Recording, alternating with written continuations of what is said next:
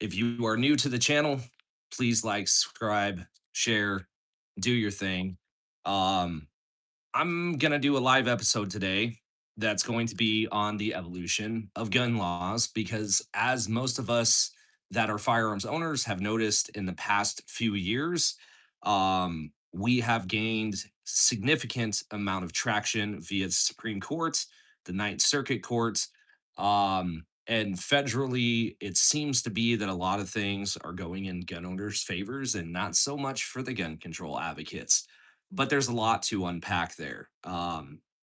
The first part of this, and in full transparency, I do have notes in front of me because I feel it's a moral responsibility to give you the most accurate, um, factual information, non emotionally charged, that I can give you, because things like this can be the difference between someone going to jail for a long time and someone understanding their rights, understanding how the law applies to them, where they can go, states that are good to go, and states that aren't.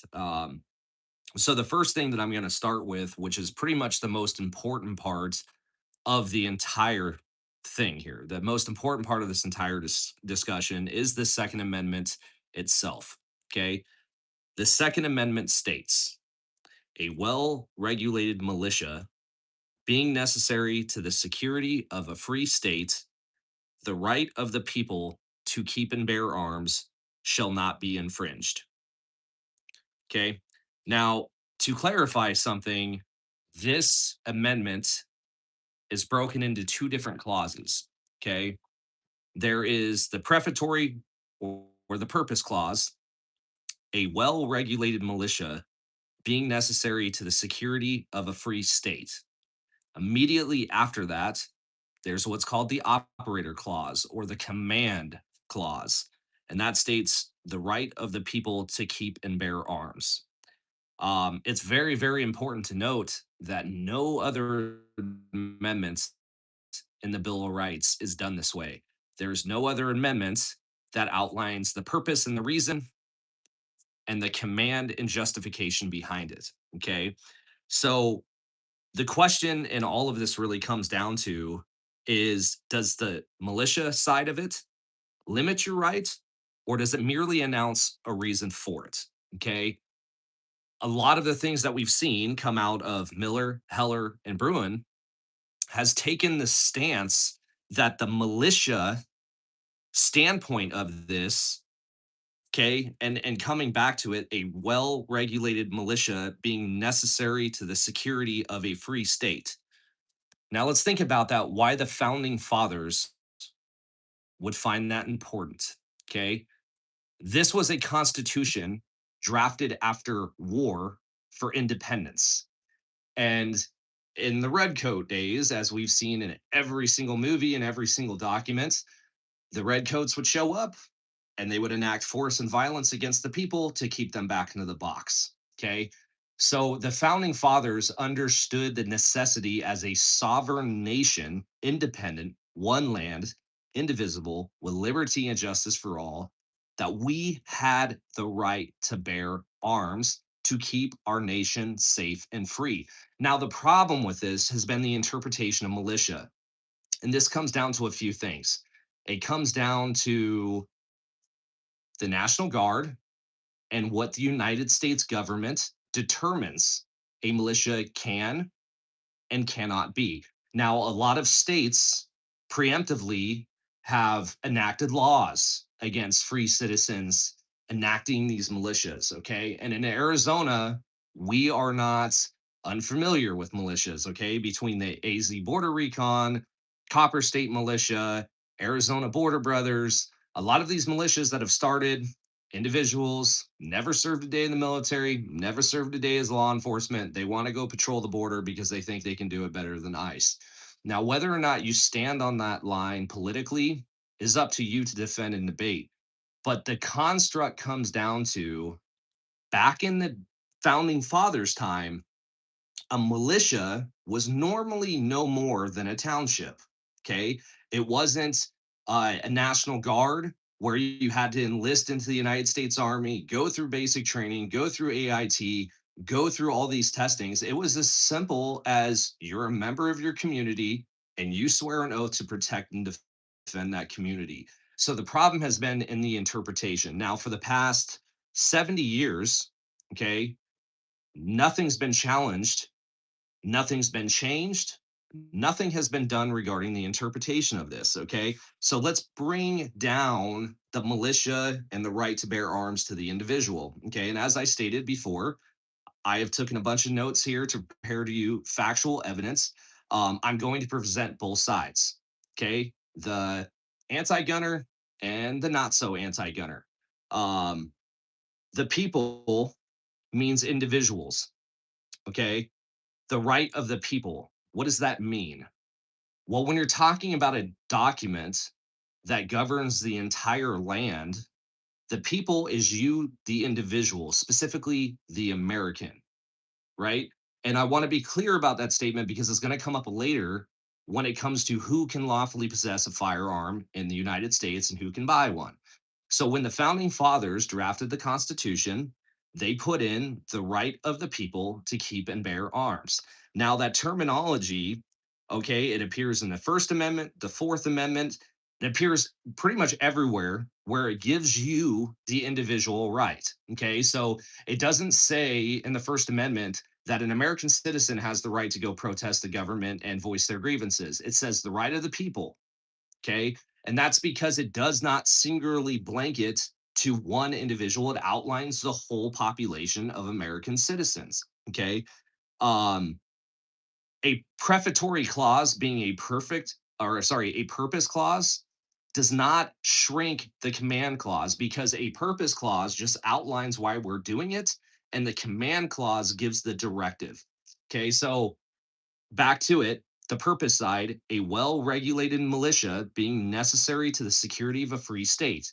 That's the reason, and the execution is the right of the people to keep and bear arms shall not be infringed. The militia was the armed citizenry. At the founding, the militia wasn't a separate institution like today's National Guard. Okay. It was understood as the whole body of able bodied free citizens who were expected to show up for service, bringing their own privately owned firearms. Okay. Um, Individual gun ownership wasn't in tension with the militia cause because everybody was expected to jump for service when called upon. Okay. And as we've seen in the past 70 years, okay, as we've seen in the past 300 or 250 years of this nation, that has evolved to where it used to be you could walk up to the desk in the middle of the bar and you could go, my name's so and so and I'm joining the ranks. Okay, and you could join the military. There was no selection process, there was no MEPS, there was no ASVAB, there was none of these things. If you were fit, willing, and able to serve, you had the right to. So I think that pretty much outlines the militia side of it. That in the intention of drafting this, the militia was everyone. It wasn't, the United States Army, National Guard in the state of Arizona, where there's like three jobs here in the state that you can do. Um, the right is described as pre-existing. Okay, the text says the right shall not be infringed. It does not say it's granted. Says it shall not be infringed, meaning that it shouldn't be touched. Okay. Um, Advocates read this as recognizing a natural pre political right of self defense. Okay. The context of shall not be infringed, that doesn't mean that some local governor gets the right to trample on your rights because in our United States Constitution, it literally says shall not be infringed. All right. Now, again, I'm arguing the points for the Second Amendment from the gun advocate side of things. Okay. Self defense is the core. All right. The Supreme Court's majority in Heller, 2008, by the way, adopted this view, concluding the central component of the right is individual self defense, most acutely in the home. Okay. Bruin in 2022 extended that logic to carrying outside of the home. Shall not infringed is unusually strong language. Of all the rights in the Bill of Rights, this is one of the few phrased as a flat prohibition. Okay.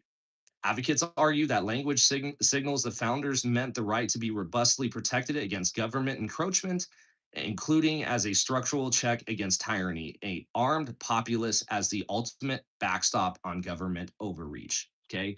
Now I want to take you guys to COVID. All right. COVID was one of the only times in modern history, okay, pre Spanish or post Spanish flu, all these other things, where we seen a government literally tell you that you couldn't go outside, literally tell you where you could and could not go. Okay. Now, I don't care what side of the political aisle you're on this. I'm one of those that falls on the line that I can never enforce a law like that. I'm not someone that thinks that I have the right to go to another American citizen and say, sir, you're not allowed to go to the grocery store today. Now, how the states got past this was, well, they just did it. And the cause of concern there was it's the first time in modern American history to where we've seen the United States government in every single state force you to comply, tell you that you couldn't travel, tell you that you couldn't go anywhere. And if you did, you would be subject to arrest. Okay. I don't see any other time in modern day history where this was applicable, except for one other time. Okay. If you go back to Hurricane Katrina, horrible event. The Bush administration left those people to die. There's no right or wrong in that, right? Like that is the absolute fact. The Bush administration did an atrocious thing by not getting federal resources fast enough to the victims of this hurricane. But it was the actions of the police chief and the government locally that came out and said that none of the citizens were allowed to own or possess firearms. And they were literally sending National Guardsmen and local law enforcement officers to go commandeer firearms from people that were on a registry. Okay. This is not conspiracy. This is not me making things up. This is 100% factually true. So much so that the city of New Orleans and the New Orleans Police Department faced a huge lawsuit because when the gun owners went to the police department and demanded their firearms back, a majority of them were missing, a majority of them were damaged to no end, and a majority of them flat out told you can't have your gun back. Okay, so if you look at the COVID situation and you look at what happened during Hurricane Katrina, you'll learn how critical the Second Amendment is when it's properly interpreted. Okay. Now, on the regulation friendly side of things, there's the militia clause, is the whole point. There are people that argue, oh, well, this was specifically for individuals a part of a militia. And because America has grown, the Constitution is the living, breathing document. We essentially think that a militia is only someone that is a part of the uniformed services. Um, the historical worry was federalism, not personal armament. So again, it comes back to the same thing that they didn't want the citizens to be armed. They wanted the individuals that were fighting to protect the nation to be armed. Okay, now again, this is from the gun control advocate side, and I want to be perfectly clear. I do not agree with this. I do not think any gun control is good, and I think it's bad. But back to the point, bear arms carried a military meaning, but did it? Because even law enforcement today, when we talk about the construct of LEOSA, if you go back to the Bureau of Investigations before it was the FBI, there was the context and the language that they used of this federal agent is allowed to bear arms. This federal agent has arrest authority nationwide, so he or she has the right to bear arms. And it's the same thing under the the Law Enforcement Officer Safety Act. It gives law enforcement officers nationwide reciprocity to bear arms. It doesn't say to carry a firearm, it doesn't say to carry a gun. It says bear arms. And really, the only reason that bear arms is relevant here is just because the historical value to it and the tradition behind it. That's it. Right to bear arms is equivocally saying you have the right to carry a firearm. It's the same thing. They just didn't call it that then. Okay. The terminology, well regulated, contemplates regulation. The text itself uses the word regulated, and advocates are always going to argue that because it states well regulated in the Second Amendment, that the federal government has the right to regulate firearms, how you carry them, when you carry them, and in what manner you buy them. All right. And again, this is not my perception. This is, some of the other people. Now, the issue with this comes down is that for the past 70 years, this is the way that the Supreme Court and the federal court system has read it. And there's not been a whole lot of pushback on this until recently. Um, and there is even in modern times, post Heller and post Bruin, where they clearly outline that look, we understand with the individuality clause of this and the self defense portion of this, but the right still doesn't remain unlimited. Um, and Justice Scalia, who had always been a champion of the Second Amendment, was really the one that said that. Okay, he was the one that on the dissent stated that, said that, do not make no mistake about it. This is not the Supreme Court telling you that there is unlimited regulations that can never be put forth. And it also said that we can still limit you. So I think what's happened is in so many years, of trying to translate all these laws that come out so fast. Okay, you got state of California that passes a new gun law every week. You got Chicago, Illinois that passes a new gun statute every week. You got the ATF that's proposing new rules every week and trying to enforce different rules as legislation. And it becomes so chaotic that the legislative side of it and the executive side to the legislative side doesn't even know how to enforce these laws. So they just blanket ban things, right? It's what we've seen in the state of California, and it's what we've seen in Oregon. And actually, to be honest with you, it's what Arizona tried doing 4 years ago. Okay. Now, funny thing about this in 2010, Jan Brewer signed into law the Constitutional Carry Act in the state of Arizona. As a part of that bill, they also preemptively struck down the local municipalities, the local government's abilities to regulate. So what they said was, hey, constitutional carry is the lay of the state of Arizona. The city of Phoenix cannot do anything about this. They cannot touch it. They can't pass city ordinances that ban this. They can't do anything to touch this law. Now, the only part of Arizona that's allowed to do that, and that's because technically it's sovereign nations, are the native tribes. And all of them have crazy, ridiculous regulation that even myself sitting down to read, I don't make any sense of. Okay. You have the Navajo Nation to the north, which it states if you have an Arizona concealed weapons permit, you can drive through Navajo Nation with a gun, but it's got to be unloaded and locked in a trunk. Then, on some text in the same legislation, it says an individual that has a concealed weapons permit in their home state can carry a loaded firearm in their persons, but only in their vehicle. You have places like Tonto Odom that essentially outright ban you from carrying a firearm for any reason unless it's for hunting purposes or approved by the tribe. You have the Salt River Pima Maricopa Indian community, where it's the same thing. They do not recognize Arizona CCWs unless you're on state or city roads. And the list goes on and on and on. And the problem becomes is that these Indian tribes, these native reservations are so big and so vast in the state of Arizona. And oftentimes you don't even know you're there. Like if you drive north, okay, heading towards Page, Arizona, it's not like there's a giant sign that says, Welcome to Navajo Nation. You must secure your firearms or else you're going to go to jail. But are you going to go to jail? Fun fact on that. Tribal police really don't have any jurisdiction on anyone that's not a tribal member. But what they can do is they can confiscate your firearms and refer the case over to the Department of Justice, specifically the FBI, for investigation.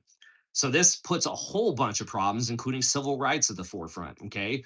Now, give the scenario you're minding your business, you're driving north of Flagstaff, you get up to Tuba City, you've never been up there before, you get pulled over for speeding, and an officer of Navajo Nation PD asks you, are you carrying a weapon? And you declare, yes, I am. Now, the problem is for tribal members, that's absolutely a crime and they can go to jail. But for a non tribal member, you cannot enforce that law on them, but they can take your property, they can take your firearm, seize it from you because they are allowed to do that, but you haven't been charged with a crime. And sure, you can come home and you can get a lawyer and you can try to fight it. And I've seen 100 of these cases, okay, where Navajo Nation PD has pulled someone over. Someone was carrying a firearm. They took their firearm. The person had the means and the smarts to get a lawyer. They sued Navajo Nation. They went to go retrieve their property and bam, it's missing. Okay. Don't think many Glock 17 Gen 6s are going to survive their safe. And it's miraculous that they always go missing. Um, Now back to the gun control and the not gun control debate, right? When you look at things like the National Firearms Act, okay, of 1934, This came because the prohibition era of gun violence. You had people, um, yeah, no, my younger brother here just commented, tribal cops don't F around. That is 100% true. They normally don't, and they will take your property and you will likely never get it back. But when you look at things like the NFA, okay, the NFA didn't prohibit machine guns, short barreled rifles, short barreled shotguns, suppressors, or destructive devices. It, in fact, taxed them and registered them. Okay. Now, back in 1934, a $200 tax stamp equated to $4,800 today. So, what they essentially did is they didn't think they could ban the firearms.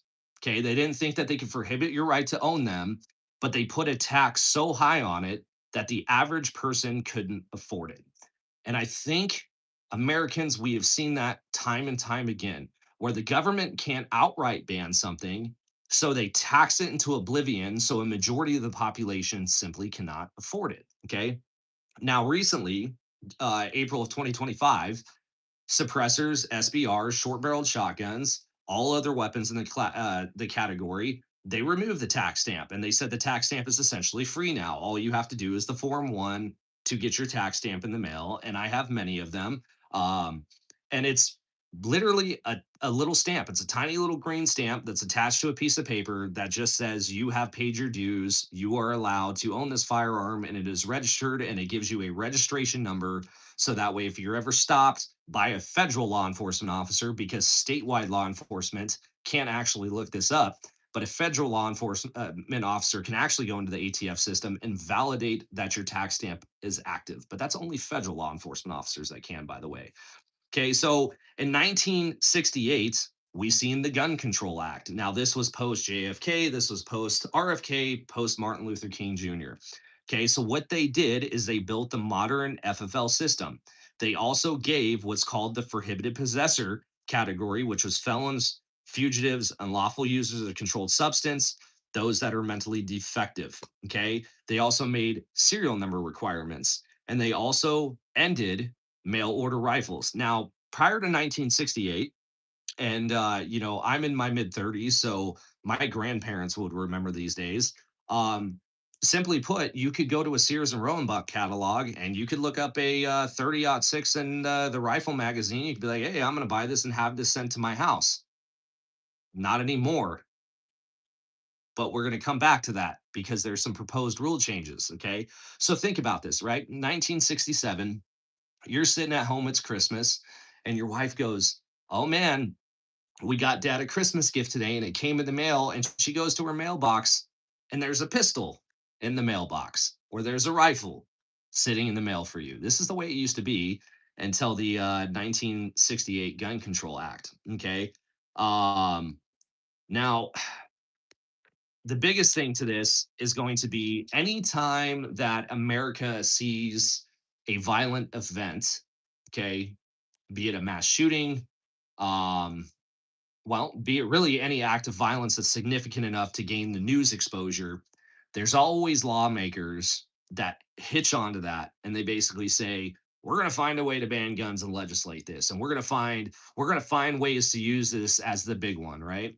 And with some of the big school incidents, Columbine specifically, and we'll get to that in a second. You've seen it, but there was one specifically that really changed the name of the game. Okay. And that was the Brady Act. And that is named after the Secret Service agent that was hit by a bullet and paralyzed by the Reagan attempted assassin.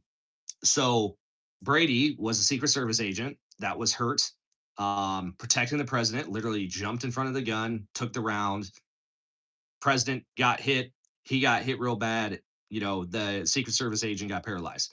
So, what came from that was the Brady Act. And the Brady Act was the invention of the National Instant Criminal Background Check System that runs every retail gun sale through an FFL. And all of us are familiar with it, okay? You go to a weapon store, you're going to go buy a firearm, you got to fill out the form 4473. If you don't have a CCW, they got to call it in. Or if you have a CCW, basically that ends the whole thing. Um, Also, with the Brady Act came the prohibitions on non contact orders and domestic violence. So, with the Brady Act also came if you had a restraining order against you, you became a prohibited possessor as long as that restraining order was active. Or if you were convicted of misdemeanor domestic violence, you also lost your gun rights as well. And that was a huge step away from the common practice of a prohibited possessor being someone that was addicted to illegal substances, or an individual that was committing or committed a felony. No, I do not play airsoft, and my favorite pistol is still and will always be the Glock 17 Gen 6. Um, so, anyways, back to it. We have the Brady Act. Okay. And that's in 1993. Well, then something really tragic happened, and it was Columbine. And this is also post Thornton, Colorado, with the event, I should say. I don't want to get this video taken down.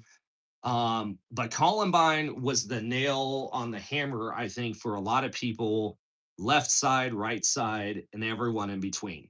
Okay. This was the first time in history that a school incident of that magnitude got replayed 24/7 on the news, and it got baked into everybody's head.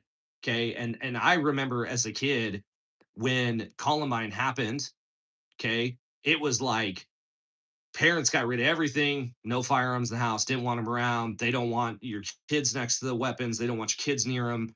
And it really became a huge talking point of like, okay, if these kids can take their parents' firearms and commit this atrocity, we have to do something about it. So the Clinton administration, in all of its wisdom, okay, came out with the federal assault weapons ban. And it was heavily scrutinized, heavily challenged, and basically the concept that they settled on was, yes, we will allow this federal assault weapons ban, but it's on a sunset clause, and it has to expire in 2004, which gave it a 10-year time span. And basically, the federal government had the opportunity to petition to renew it and make it back into legislation, or basically drop the petition and let it expire, which is ultimately what the Bush administration did. And I'm going to be honest with you, I think if 9/11 didn't happen, I don't think that the government would have allowed it to expire, because what happened post 9/11 was everybody wanted to take up arms. And no matter where you're at on the conspiracy of it, if you think the government did it, or if you think that Al Qaeda actually did it, or however you feel about it, the fact of the matter is 9/11 is one of the few times in American history where literally it didn't matter what hood you came from, didn't matter what state you lived in, it didn't matter who you were as an individual. The American flag was your blanket. And you looked at those images, and I can remember being a kid, I was in like sixth or seventh grade, looking at that going like, oh my God, people just took down these towers. And I remember kids crying, teachers crying, all of these kind of things. Okay. And it was instantly Osama bin Laden, instantly an act of terrorism. And this was, again, like what predicated me to want to join the military. Cause I remember that moment when I was sitting at home and I watched 9/11 happen. And I'm in sixth or seventh grade, and I'm going like, hey, bro, like I know I'm too young, but I want to start getting into shape. I want to join the military because I want to go out and get some for what they just did in my country, right? So I'm going to be honest with you, with the federal assault weapons ban that expired in 2004, I don't know that the government would allow that to expire if 9/11 didn't happen.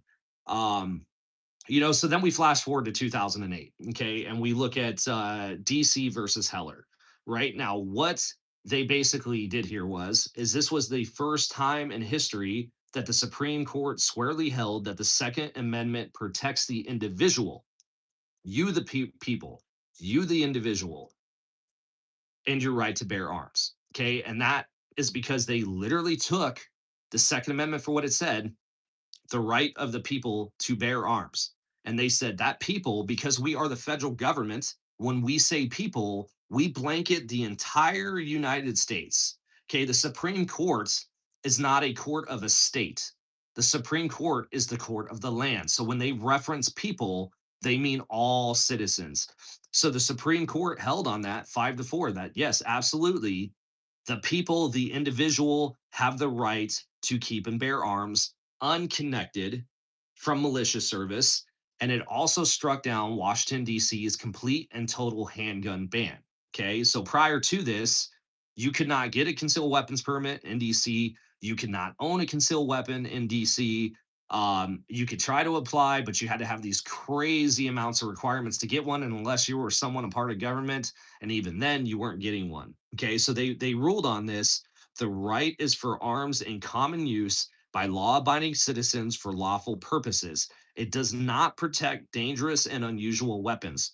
Scalia especially said, nothing in the opinion should cast doubt on long-standing prohibitions based on possession by felons and mentally ill, bans in sensitive places like schools and government buildings, and conditions on commercial sales. So again, it still left the prohibitions in place, the Brady Act, the felons, domestic violence, all of these things. Okay. Now we go to 2010, McDonald versus the city of Chicago. Okay. Heller was only a ruling on the federal side. Okay. Now, as we know, rights reserved to the states. Okay. We know that amendments.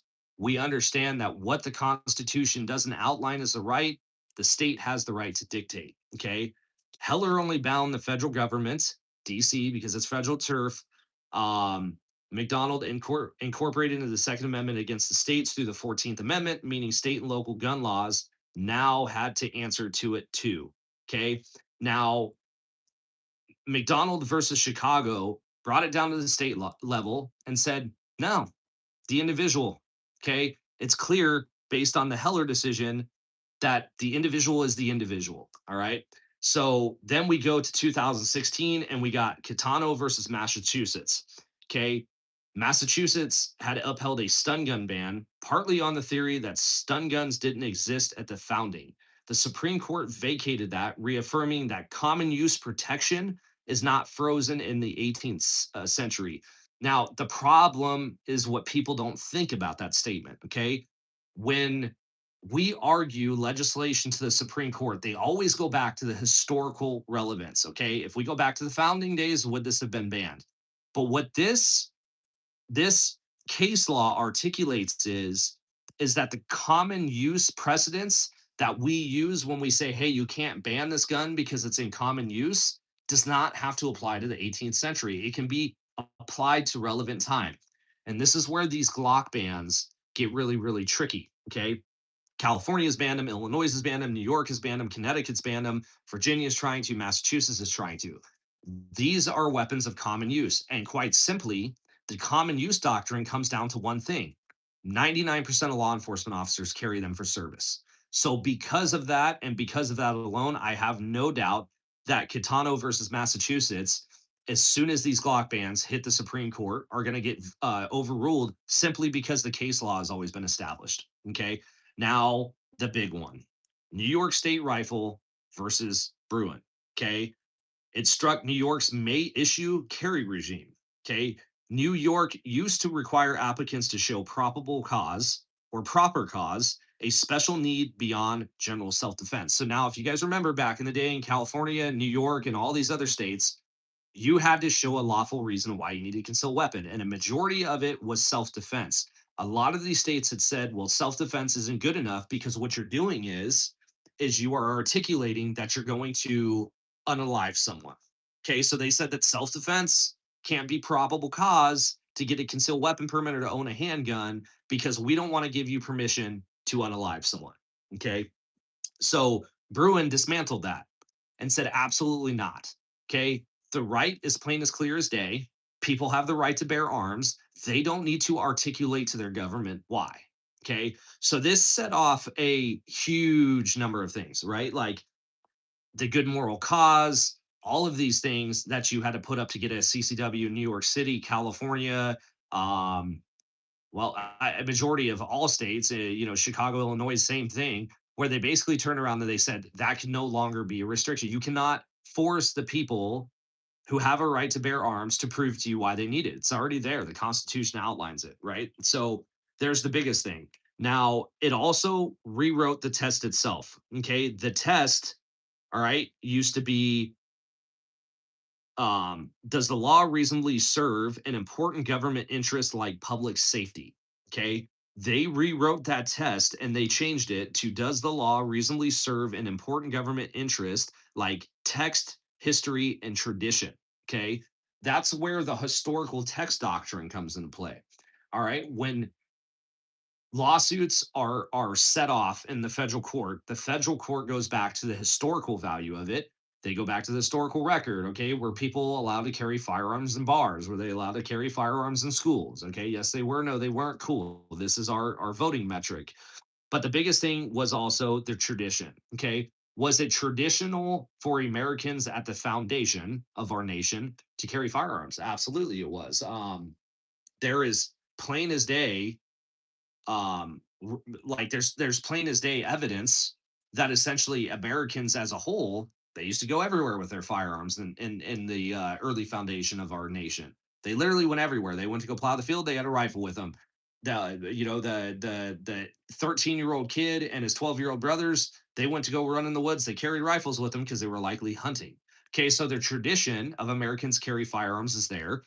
Okay, the history is there, and most importantly the text is there, because we the people, right? So the Bruin really set in stone a lot of big things, and the biggest thing was uh California. All right, so California did not, still to this day does not accept anyone's concealed weapons permits, but they also banned out of state people, okay, non-resident of California, actually more specific, non-resident of a county to apply for a concealed weapon permit. So last year, okay, it was ruled, okay, in federal courts, and eventually California gave up and they signed it into law that non-residents of the state of California can apply for a CCW, and it is shell issue now. Okay, and they can apply on the basis that they are a part of like the four groups, the Second Amendment Foundation, and so forth. And that they can articulate that they're going to be traveling to a jurisdiction in California in a reasonable amount of time. Okay, so now we have this shift to where I'm an Arizona resident. I possess a California CCW. Not that I need it, but I have it. That means I can carry concealed in the state of California. But the big issue comes down to the magazine capacity, which is another big deal because there is challenges right now going to the Supreme Court, and there are challenges on the lower district court level, and we've seen it in the state of California already, where the ninth district, specifically the judge in San Diego, has stated, like, hey, you cannot ban common use arms.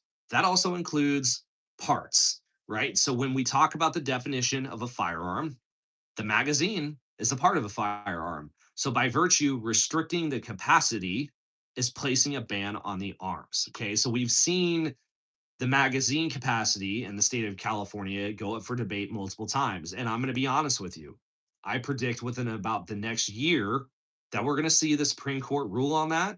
We're going to see the Supreme Court rule on AR 15s, and we're also going to see him rule on the Glock ban. And by the way that the Supreme Court has been going lately, I can almost all but guarantee you that we're going to end up seeing mag capacities abolished, AR 15 bans abolished, and there's going to be a big crisis for the state of California, right? Because you have this entire population of law enforcement officers that's going to have to relearn and reinterpret the law.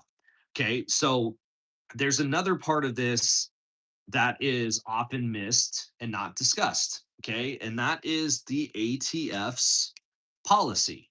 Now, what we've seen with like the bump stocks, okay, after the Vegas incident, the ATF came out and said no more bump stocks or classifying these as machine guns. Well, a bunch of people challenged this law, and the Supreme Court said, actually, by your own very definition, this is not a machine gun.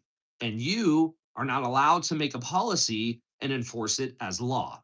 Okay. So, um, the ghost guns, same thing. When the challenge test came up, the ATF 2020 rule treated unserialized parts kits, ghost guns, as firearms, requiring serial numbers.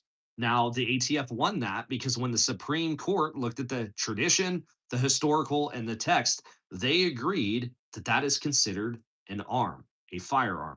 So, therefore, it was subject to regulation. Okay. Now, where we see a big question on the ATF's interpretation really comes down to what is known as the prohibited possessor clause and who qualifies as that. Okay.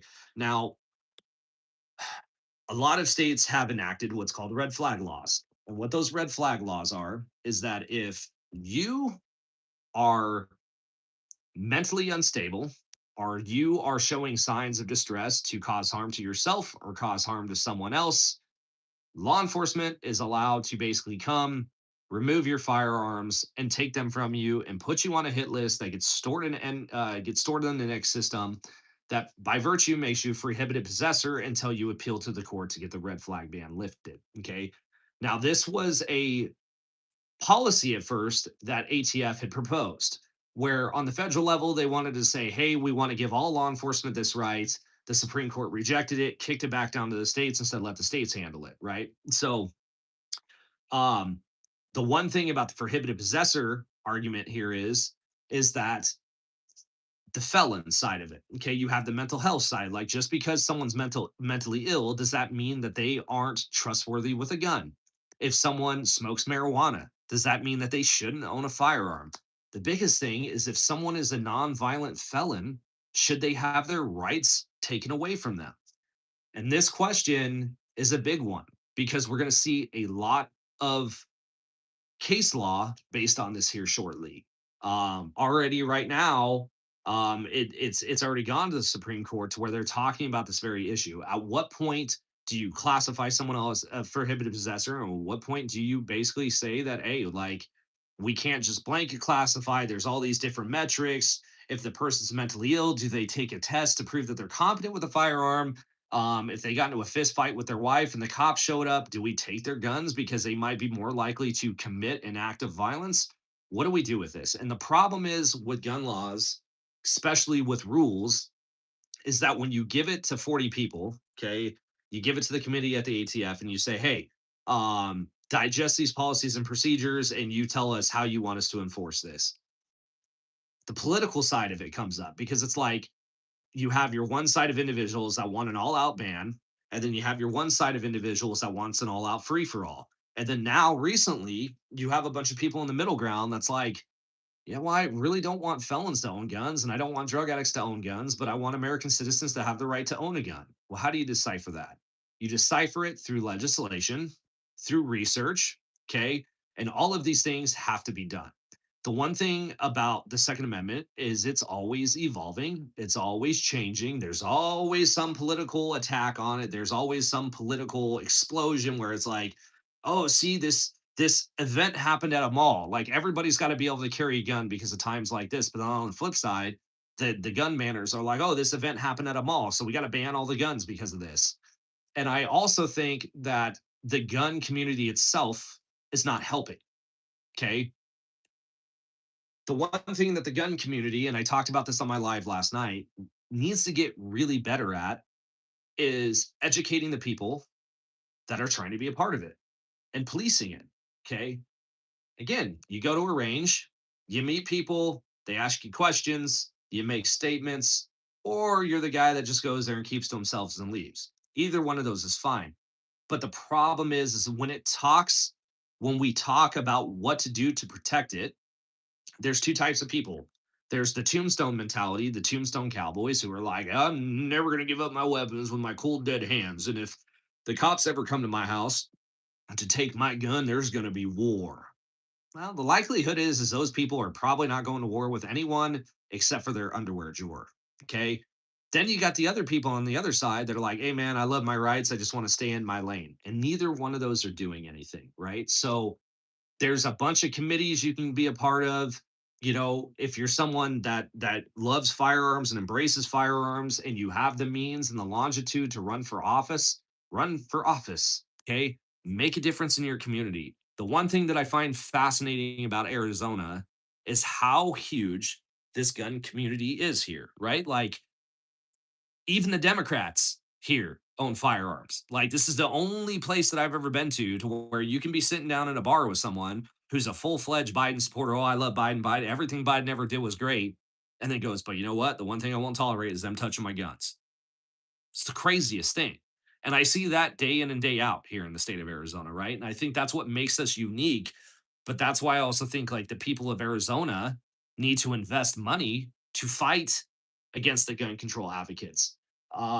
And partly due because it's written in the Constitution. And the problem is that once you give someone the ability to ban something that's written in the Constitution, then everything with that goes bye bye. Okay. Now imagine this because this is how this would go. And I've seen this in other countries. Okay. The government comes in, they take away your right to own guns. England, Australia. Okay. Then the country comes in and they say, you don't have the right to talk about people this way. And if you post certain things online, you're going to go to prison. England, Australia, New Zealand, all these other places. And then they come in and they say, "Oh, if you talk bad about our president or our prime minister, you're going to go to prison." Right? So, my son is saying hi. Hello, boys. Thank you for joining your dad's live as we talk about things important to our family, including our gun rights, which is very important. So as we see worldwide, it comes where these nations go, nope, can't own guns. We're going to take away your guns. Then they take away your right to free speech. Okay. Then they take away your right to warrantless seizures and searches. And then the next thing you know, you have a country that can scroll on your Facebook, see that, you supported a Trump post, and then all of a sudden your door's getting kicked in and you're going to prison. Right. And my fear is that the more that we don't protect our rights and the more that we kind of just chill out and take the high road to say, the more likely that America turns that leaf. And the thing about it is, right, this nation was forged from fire.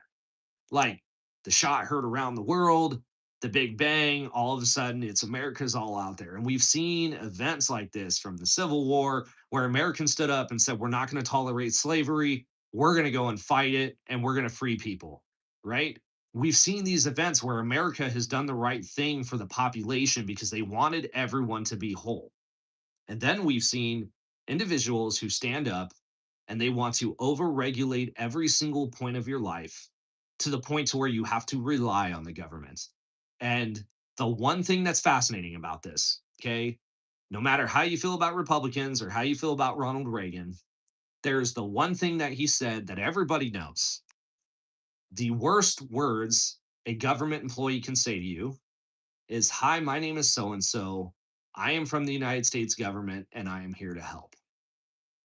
That typically doesn't land in the favor of the American that showed up to get help. Okay. We look at all of these cities. Phoenix is one of them now. Look at Phoenix, Los Angeles, Chicago, Baltimore, San Francisco, San Jose, every major city in the United States that are Democrat strongholds. Every single one of them has a severe homeless problem. Every single one of them has a severe mental health problem. And every single one of them has the worst roads that when you drive down the road, you feel like you're going to blow your tires. The reason for that isn't because there's no money. The reason for that is because there's too much money and it's going to the wrong things. Okay. Now, this is something that breaks my heart. All right. It's something that very, very breaks my heart. The city of Phoenix, a couple months ago, this went into effect. The city of Phoenix banned by city ordinance and made it an arrestable offense is yeah, no, the worst word is we need more gun control. Like that's no joke. Anytime some representative in government says we need more gun control, we need more gun control, guarantee that that person's got crazy agendas and it's always super socialist, right? And again, I don't want to go down the socialist rabbit hole, but there is parallels to the 1940s that when the government takes over your food stores, they take away your right to defend yourself and they take away your free speech. Really, really bad things happen to entire populations. Okay, literally genocides. And the fact of the matter is that Americans, even though we've become very soft, be honest with you, Americans have become ridiculously soft. Not all of them, but a lot of them have surrendered their rights to the government because they become dependent on it. So, anyways, back to it. The city of Phoenix basically, you are not allowed to give medical treatment or serve food to the unhoused in any park, but you can apply for a permit that costs $1,500. Okay, so me as a paramedic, all right, which by the way, I am. Fun fact, I am a certified paramedic in the state of Arizona. Me as a paramedic, I can't go to a park and medically treat someone, I can now be arrested for a misdemeanor in the city of Phoenix. If I decide that I want to jump on my barbecue and cook 200 steaks and hot dogs, I can't take those to a park and feed the homeless anymore because the Democrats have decided that they need to collect $1,500 for a permit for me to be able to do that. Then the question becomes, well, where does that money go? And it's funny because I actually got in touch with the vice mayor's office, and her assistant and I had a really good conversation about this. Supposedly, the money goes to building shelters for the unhoused. And that's an honorable cause because I think we need more of those, right? America has got the highest cost of living worldwide right now. You can barely travel. The cost of traveling, the cost of food, everything is expensive. This government is not doing us any favors right now. I'm going to be honest with you when it comes to controlling prices. Over the past 10 years, it's skyrocketed. Rant done. Um, but the concept comes down to, don't you think that humans, especially Americans, have the right to eat, have access to clean water, and when it's 120 degrees outside in Phoenix, have the basic human decency to provide somewhere someone that's cool so they don't die?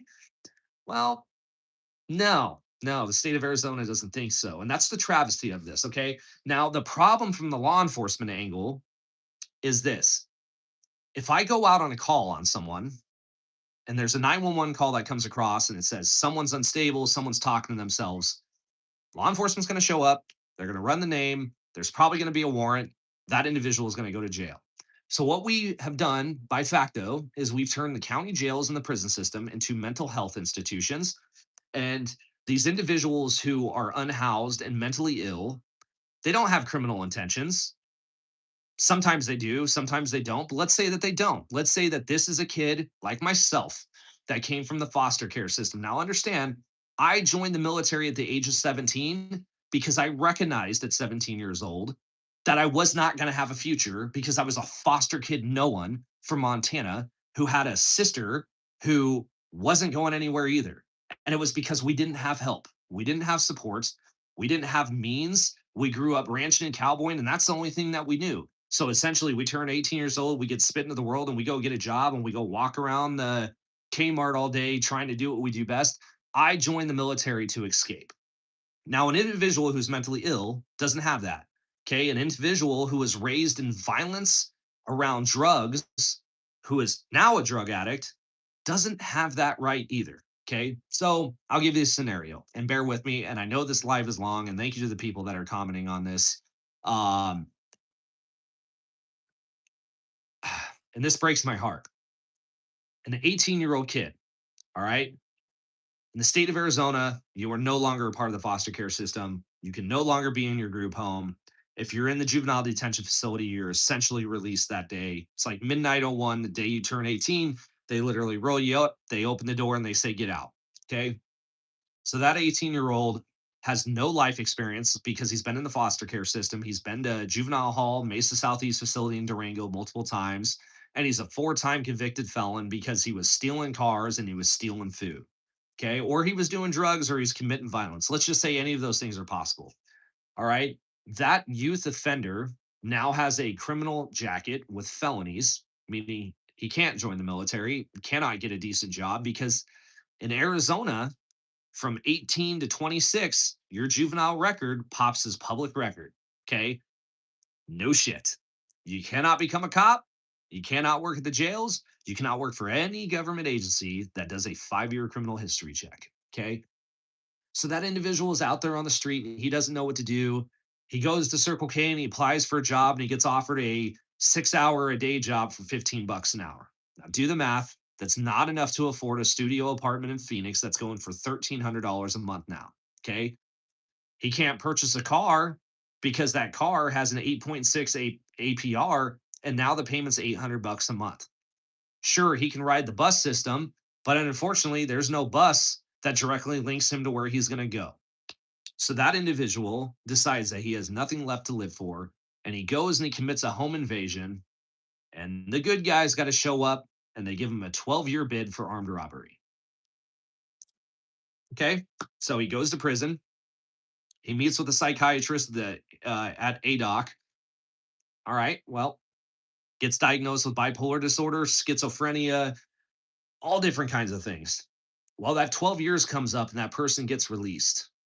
No help, no mental health assistance, back on the street again, and the cycle repeats itself. Okay. This is also inherently the issue with gun rights because when the people do nothing to fix it, when the people do not demand a correction from the government of which you employ, then it's a free for all. And this is where we, the people of this great nation, need to start aligning that rights, our civil rights, our basic rights were not created by the founding fathers. In fact, in the Constitution, it outlines God given rights. Okay. Whether or not you're religious or not doesn't matter because what that states is the moment you are born, you are afforded these rights and no one should be allowed to take them from you. And I think when I come back to my comment earlier about Americans becoming soft, it's not just that we've gotten fat. It's not that we just whatever the deal is. Okay. It's essentially because we've just taken a stance that we don't want to fight anymore. All right. And that fight, fight, fight mentality that Americans used to have has all but dried up in about 90%. Now, in the military, in the special operations community, I've still got buddies there. And they tell me all the time, too, man, like the new generation of recruits coming into the soft units are soft. They're scared. They're terrified. They've been indoctrinated so many different ways. They joined the military because they just wanted the benefits. They go into a hard charging job, kicking in doors. And that's essentially how we get things like the Eddie Gallagher situation where you get a bunch of Navy SEALs that are operating at a high tier level that see a scenario and they literally are so just weak because they don't understand the construct of war that a man almost lost his life sitting in prison for it. Okay. And that is the other biggest point of this. I'm also going to agree with you that American citizens have been so spoiled and it's by design. I can agree to that to a huge point, right? Like, I almost wonder, I almost wonder sometimes, it's like when you have all these social programs and you have all these just things that get hammered on you, like you can go to a this place here and you can get the free power voucher and you can go this place here and you can get the job voucher and you can go this place here. It just teaches you not to fight for it. Okay. And it's the everybody gets a trophy situation, right? Like when I played baseball as a kid, if our team didn't win, they didn't give you no Capri Sun. They didn't give you no trophy. The sports that my kids play now, doesn't matter if my son performs well or not, he still gets the trophy. He still gets the Capri Sun. And to me, that has trained our children at the very foundation that they don't have to perform. They don't have to put their best effort in. And it's partly the reason why we see this chaos going on. And I think New York City, with their, I don't, mayor, he thinks he's the president, he thinks he's the governor. It's the weirdest thing. Like, this is the only mayor in the world that's actively trying to meet with leaders of other countries. And thank God the Department of State shut it down and said you're not lawfully allowed to do that. But you get this spoiled, rich brat bitch personality that demands everything. Oh, you're all going to get it for free. And if you don't, I'm going to take it straight to the man. And really, like, nothing's free, right? Like, the reason why things cost money is because it makes our economy go. And do I believe that everything needs to be as expensive it is? Absolutely not. Do I believe that our minimum wage needs to be as low as it is? Absolutely not. But I'm also smart enough economically to recognize that if you raise the minimum wage to $60, then all of a sudden that $2 cheeseburger is going to be $300 and you're going to get back to the square that you were before. Okay. And this is like, all you have to do is go back to the 1970s when you could buy a cheeseburger for a nickel and look at the wages that they were earning. It reflected the same calculation, but also on the same point in time, like a one income family, a husband that went to work every day could provide to a family of four. And the mom got to be a stay at home. She got to go to school. She got to do whatever she wants. She got to raise the kids. And the kids that came out of that were secure, awesome individuals that when someone came to our country and threatened us harm, we blew them up and took them down. Okay. Um, I think, it's why I'm a strict parent. Like my sons, one of which is in this chat right now, will tell you that, like, you don't play games with old dad. Okay. You don't backtalk dad. You don't backtalk mom. And when you do, there's hell coming. And it's not because I'm a dick to my kids. It's not because I'm abusive to my sons. It is simply because I want my sons to be successful Americans that fight, fight, fight for everything that they have so that one day they can be in a place of security. They could be sitting on the beach retired. They can have a nice life and they have the discipline and the moral understanding how to be a good American. Um, and with that being said, thank you to the people that commented. Thank you to the people that sat through this 60-minute live. I know that I have a tendency to ramble and go on, sometimes for like ever on certain topics. But again, the purpose of this channel is simple. Okay. Educate, educate, educate. Okay. And if this live feed creates one more person that goes out there and votes the correct way and fights for our rights, all of our rights, then I think it's worth it. And here's the thing, real quick.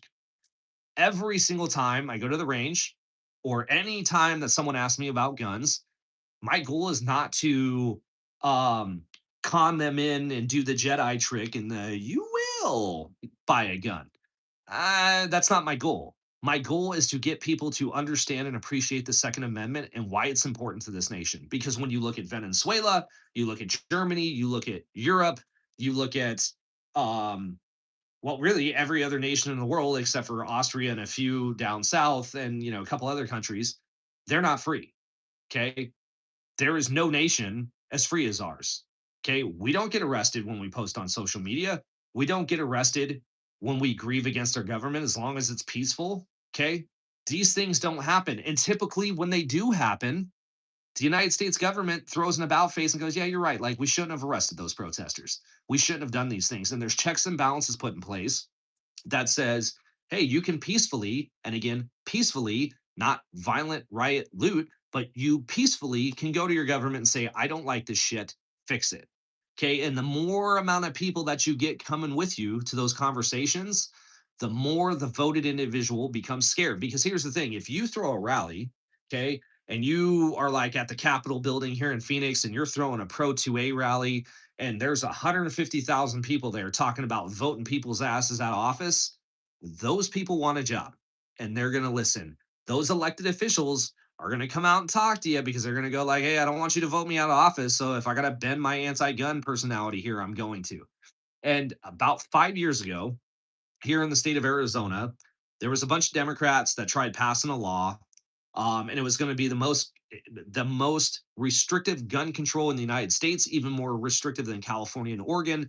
They wanted to ban semi-automatic handguns, all semi-automatic rifles. This law, if you go back to the Arizona proposed gun legislation of 2020, like they were trying to ban everything except for small arms, meaning 380 and below, like military calibers, 9 millimeter, 40, 45, like as a civilian, you couldn't own. They were trying to do some crazy stuff. And guess what? The next election cycle, all five of those Democrats were voted out of office because even the Democrats looked at that and said, dude, you guys are bananas. Like, we ain't playing that game here. Okay.